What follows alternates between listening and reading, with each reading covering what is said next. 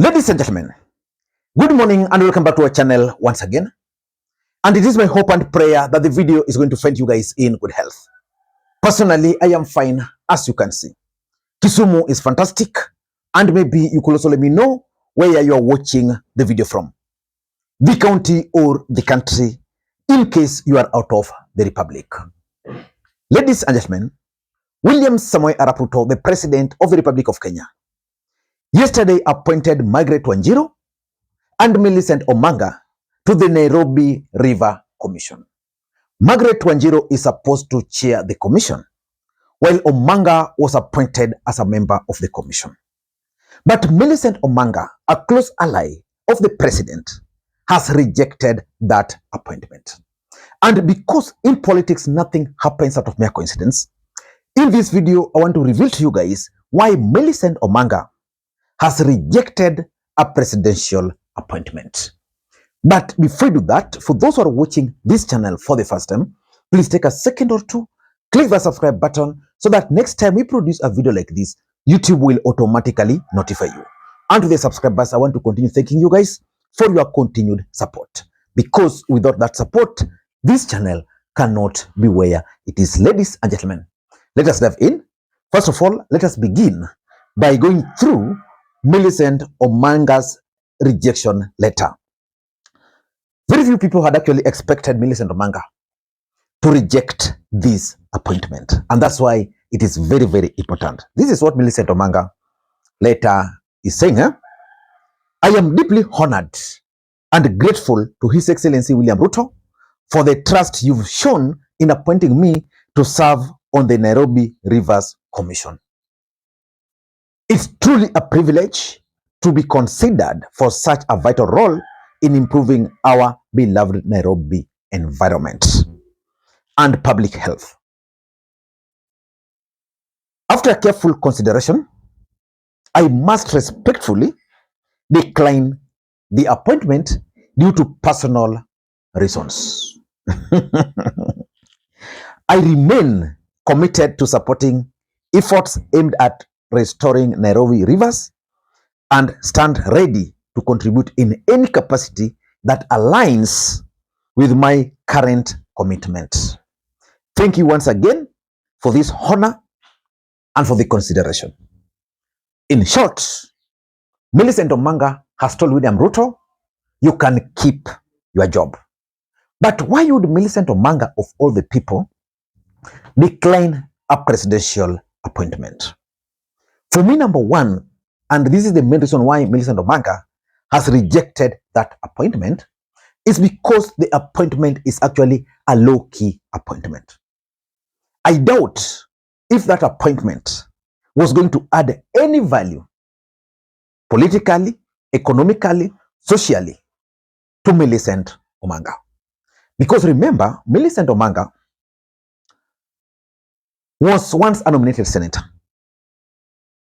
Then Millicent Omanga was appointed by William Ruto after campaigning vigorously for the president, was appointed as a chief administrative secretary in one of the most lucrative government departments, Office of the President under the Ministry of Interior. Very powerful docket. In fact, if the courts had not stopped those appointments, probably today in the Republic of Kenya, Millicent Omanga would have been one of the most powerful assistant ministers in the Republic of Kenya. Then, William Ruto has been making other appointments, comes up and gives Millicent Omanga appointment as a member of the Nairobi River Commission. Sorry, someone disrupted me a bit. So I was saying, Millicent Omanga was appointed as a chief administrative secretary.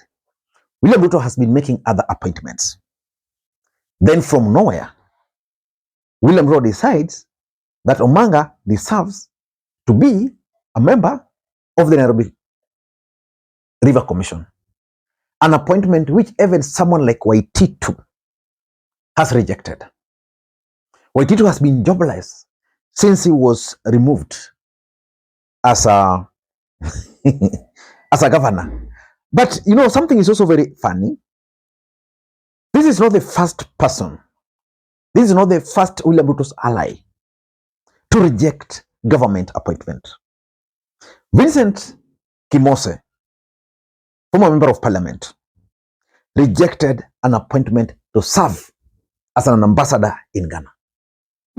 While my former senator, Fred Outa, was appointed as an ambassador, picked it very fast. Kimose was also nominated as a member of CAS.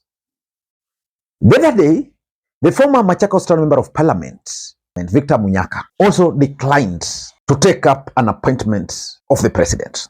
So it means 3 individuals who were previously appointed as chief administrative secretaries have rejected the appointments, which means those appointments are not adding any value to them. Those appointments are low-key. Well, that's number one. Number 2, Nairobi politics. With the exit of Rigathi Gachagua as the Deputy President of the Republic of Kenya and the current political realignment taking shape in the Republic of Kenya, it is very clear that Millicent Omanga considered her personal interest, which is Nairobi. I can assure you, today Millicent Omanga can easily just wake up, join ODM party, campaign to become the Nairobi women rep. She can easily win that seat. By taking up this appointment and with the current political realignment, Millicent Omanga was going to burn her fingers. Why am I saying this? For Millicent Omanga to win in Nairobi, number 1, there is the Kikuyu factor. I doubt if the Kikuyu nation in Nairobi would support anyone taking up a role as a member of the Nairobi River Commission. Because one of the reasons the Rigathi Gachagua was impeached was as a result of the Nairobi River Commission, the demolitions which were being ordered by the cabinet. In fact, Rigathi Gachagua refused. I'm not so sure whether, for example, someone like Margaret Wanjiru would implement such orders, because that would be like hitting directly on the Kikuyu nation, and they will not really agree to it. So that's number 1. Number 2, you look at the Rigathi Gachagua's impeachment and how it's going to play out in Nairobi. The truth is, Rigathi has been impeached. He's in court, but he's just wasting his time in court. He's going to go home. But what is the impact of the impeachment of Rigathi Gachagua? Huge, especially in the mountain and in Nairobi.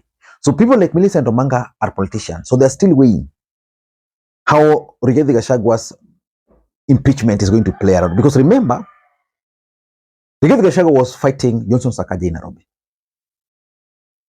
Millicent Omanga was fighting with Sakaja. An enemy of your enemy becomes your friend. And that's why at some point, Millicent Omanga was actually moving around with Rigathi Gachagua. In fact, they were in the same camp when they were running for the Nairobi UDA elections. And of course, the other reason I believe Omanga declined this under Nairobi politics is because of Governor Sakaja. Probably at some point, these guys will be sitting down to discuss the progress as the governor of the city, as the Nairobi River Commission. And I think Millicent Omanga would not want a situation where she'll be forced to sit face to face with Johnson Sakaja. So for me, that's also another reason, the Nairobi politics. Number 3, and this is true, the feeling of betrayal. Some of these chief administrative secretary, those who are formally appointed as chief administrative secretary by William Ruto, feels that they are being betrayed. In fact, for those who follow this channel, when William Ruto appointed over 50 people to the position of the chief administrative secretary, I opined on this platform that William Ruto was actually playing mind games with those people. He really didn't mean to appoint those people, but he wanted to clean his hands. He wanted to wash his hands and say, okay, for me, I've appointed you. The courts have rejected you, because he knew so well there was no way the courts were going to allow him to appoint 50 of them. Of course, if they haven't returned the number the courts required. And someone also told me that actually the person who sponsored the case in court was the government. They sponsored it through someone, because He just wanted to make these people feel that, okay, they've been appointed, but they caught. But remember, these are individuals in the Republic of Kenya. They know what's happening. So probably they now feel that, we were played, we were betrayed. Some of us are not in peace. Like, for example, Victor Munyaka, if he had stayed in my view, if he had stayed in Wiper, he would still be either the governor or maybe even, you never know, a member of parliament today. So it's in the cold and they feel they've been betrayed. Number 4 is the 2027 political realignment. I think I've explained this a bit with the Nairobi politics, but people like Omanga are politicians. As we speak, a lot is happening. It's 2 years. You want to pick an appointment which is going to sync with you in 2027. So the best thing is you'd rather just stay without it, because by next year, around this time, I can tell you the gear shall have shifted. Those ones seats shall have declared. People would be on the ground laying the foundation for their bids. So it's really not necessary right now. And of course, maybe William Ruto did not even consult them when he was making this appointment. And maybe that's why we are seeing these people rejecting, because I don't think anyone in his own mind would wait for the president after agreeing to appoint him, then declining this appointment. It simply means that the president maybe is being misadvised, people just making appointments without consulting him. And lastly, which is the main reason, is because of Kenya Kwanza popularity. Kenya Kwanza popularity has gone down. If elections were to be held in the Republic of Kenya today,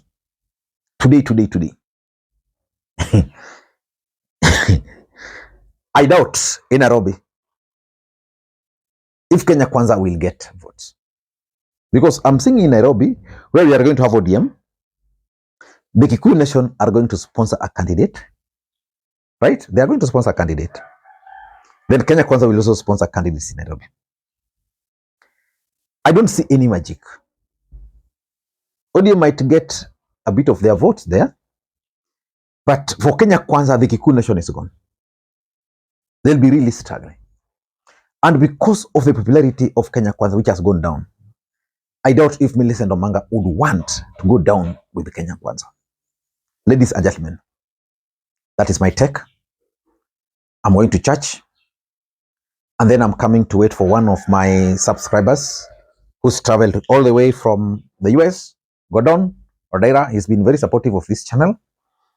He's around. I normally welcome people. I meet people here. Yeah. So today is going to be a good day for us. Enjoy, and may you have a good day. Bye-bye.